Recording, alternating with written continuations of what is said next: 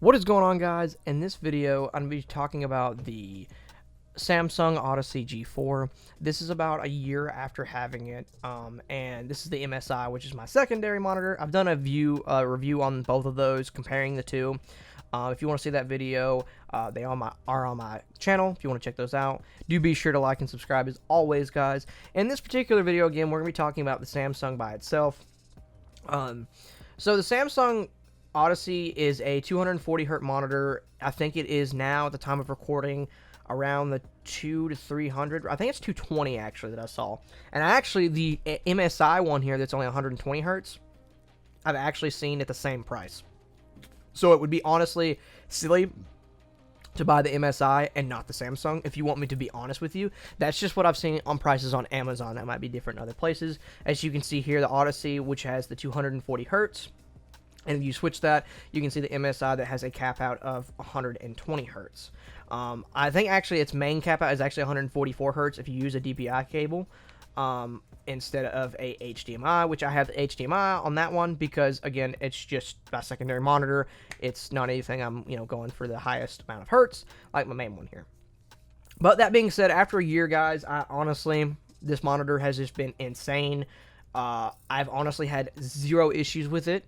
I've had zero issues with the MSI also, but like with the Samsung here, I've just had like actually no problems. The hertz have been, having the 240 hertz, I did not think would make that big of a difference versus like 140 or 160, but it really does. Like, you really see it, and we're doing a comparison on showing you guys that with the camera here on Black Ops 6. It is key to note that I did not have at the first portion of this video, I had to change it. I did not have the hertz set to 240. So to do that on Black Ops 6 and other games, so do be wary of this in your display settings. Make sure, at least for Black Ops 6 is concerned, make sure you have full screen exclusive when you're doing that. So as you can see over here, I had to change that to full screen exclusive because if you have it borderless or anything else, you'll be capped at 120 hertz. So once I've done that and changed that to the exclusive, you can in fact change that to the 240 hertz, and it does make a huge difference, guys. It really does.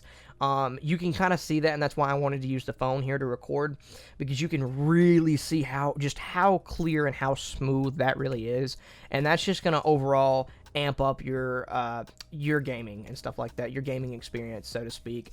And like I said, after a year, I would definitely recommend this. There will be a link in the description below for this monitor if you guys are interested. I highly recommend it. It's one of the best monitors I've ever had as to date, or to date. It has been the best one I've ever had. That's why I still have the MSI. Like I said, it was a good one. It's a good secondary one. It's definitely more budget friendly. Well, actually, excuse me, it's not really budget friendly considering it's the same price as the Samsung right now. I don't know why, because I mean, you would be silly to buy a 144 hertz monitor when you can get one like this one for 240 hertz. It's just gonna be 10 times better.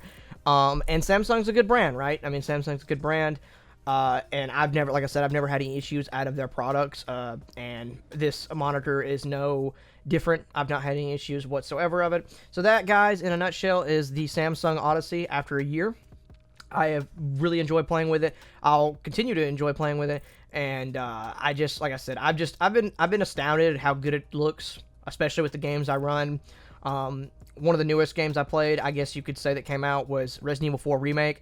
That was amazing to play on this. I mean, it just looked just great. That also depends on your hardware too, keeping up with that said monitor. If you have something like a smaller end gaming laptop or not that good of a PC rig, I wouldn't necessarily recommend it. I would more recommend the MSI in that situation. If you could get the MSI cheaper in that, obviously, in that situation. But if you're going in for a monitor like this, like the Samsung Galaxy, do make sure you have a pretty good build and stuff like that. And you can check more on like that if you are interested. Of course, check online and stuff like that. That's the video, guys. Be sure to like and subscribe, and I'll see you guys in the next one. Thanks for watching.